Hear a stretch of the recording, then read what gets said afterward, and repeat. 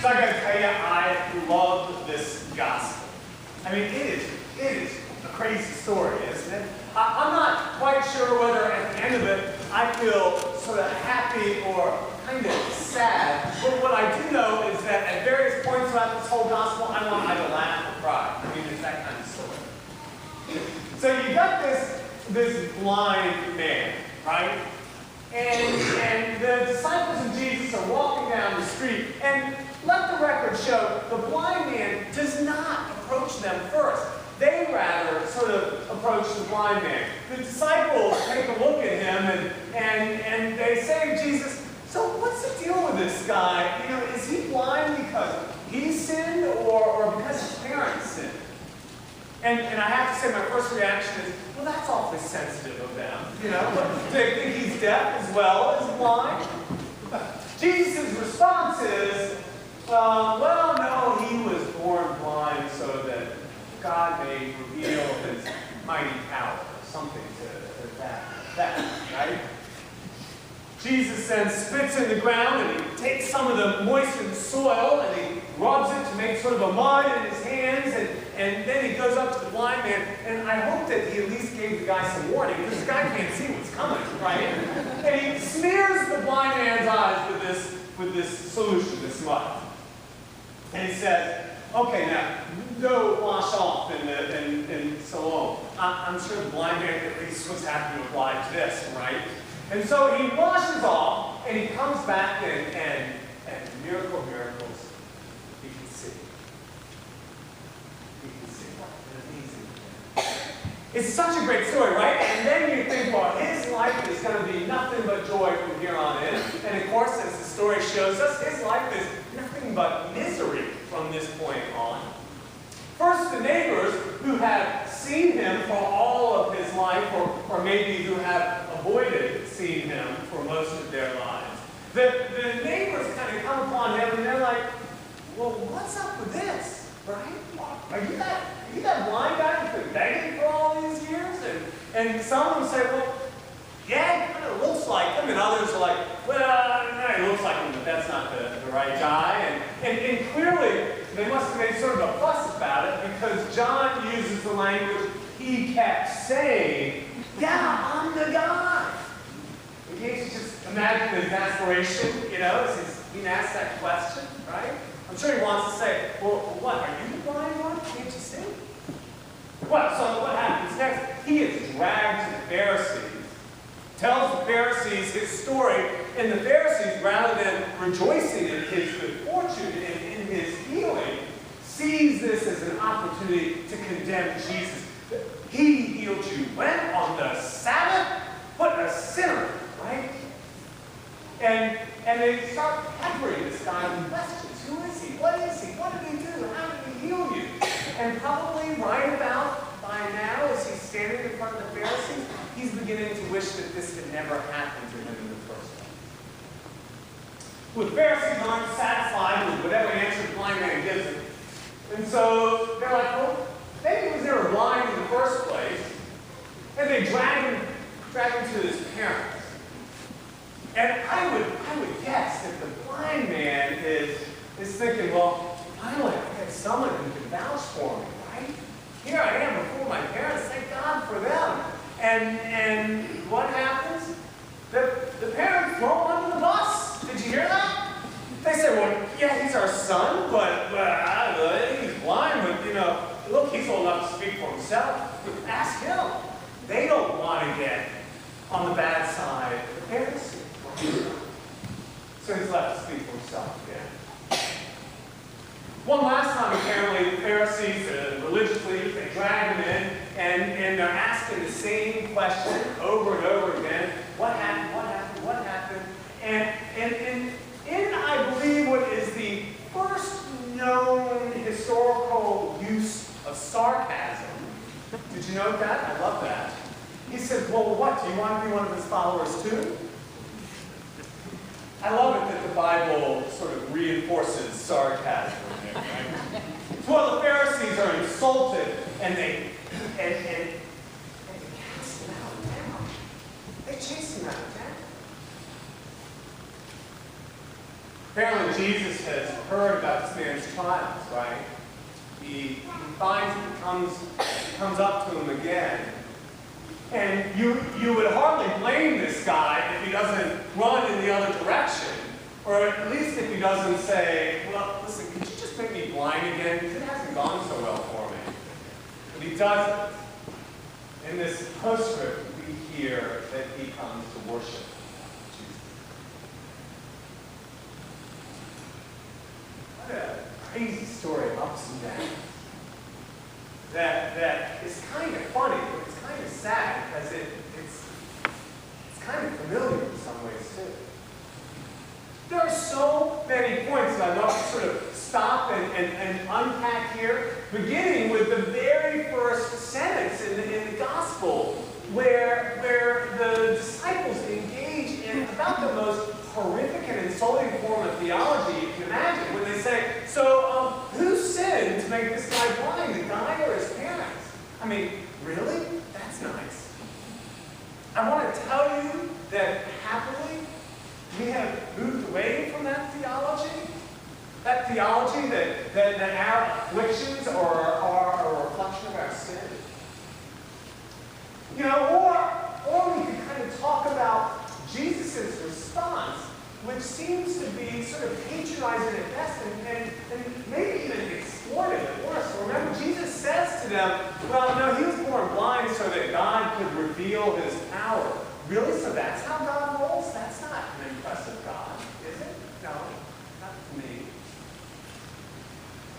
Or we could spend time considering the various reactions to this miracle.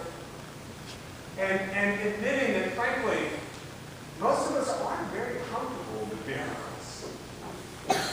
They make us uneasy, and we want to try to explain them away by maybe manipulating the facts, and if we can't do that, then sometimes we just shoot the message.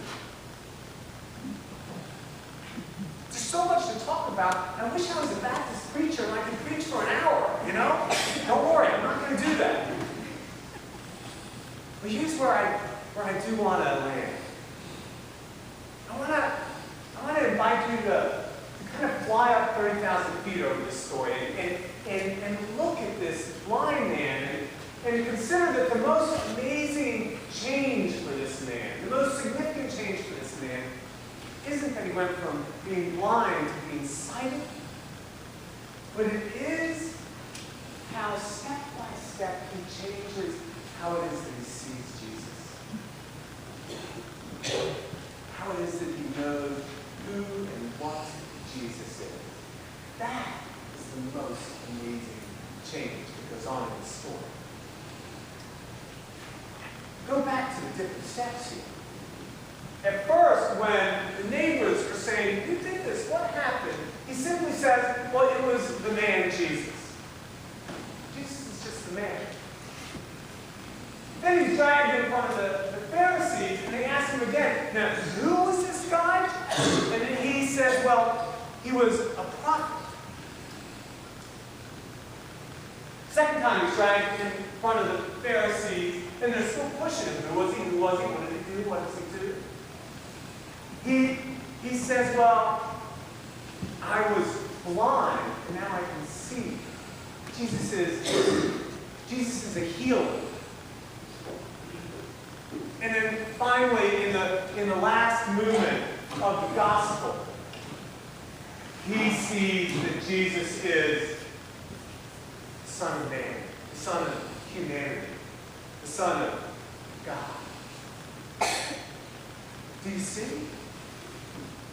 Just in this one, not so short story, we get what is the arc of coming to know and coming to understand this Jesus character. The movement from Jesus as human, as one of us, to Jesus as divine, as God's Son, as the Son of humanity.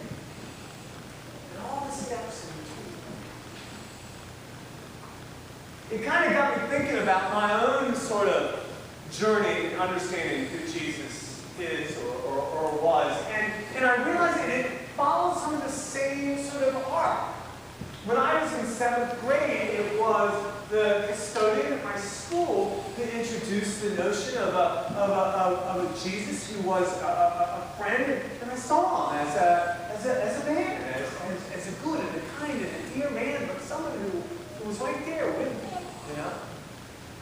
And then it was by virtue of going to a Jesuit college and hearing about justice in the gospel, and learning about liberation theology and the notion that in the developing countries like Nicaragua, there was this gospel-driven sort of call for fairness and for freedom from oppression and poverty. And then I understood Jesus as a prophet.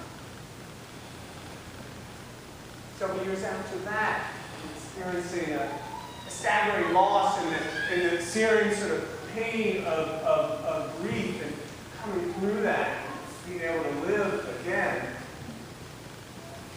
I saw Jesus as a healer.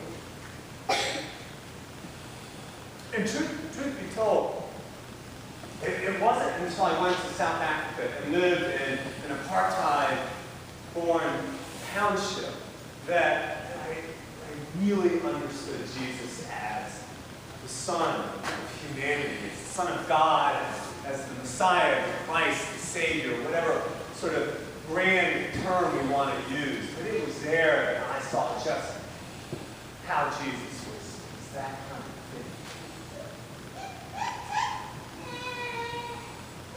This is midway in Lent. And I think this gospel invites us all to reflect on our sort of journey in seeing who Jesus is, in knowing who Jesus is. And let me be clear, wherever we are on that journey, whatever we think Jesus might be, whatever we know Jesus to be, Jesus still loves us. Jesus is going to meet us wherever we are. So it's not like Jesus loves us when we love him best. No. Jesus is going to meet us and love us wherever we are. But this gospel sort of challenges me to think about, well, how am I seeing Jesus, and where am I in my journey? Where are you in yours? We've got 3 weeks or so left of Lent. Where are you in your journey of seeing Jesus? Might you look at him and see him in a new light, with a new understanding? Who do you see Jesus to be? Discover him, rediscover him, know him new, know him differently, know him more deeply. Let him out of the box that you have put him in. Be open to surprises. Be open to letting him out of that box. And you know, it occurs to me, if we're willing to let him out of our box, then just maybe, we'll be better able to see him when he's standing outside the tomb that was prepared for him 2,000 years ago. What did you see? Amen.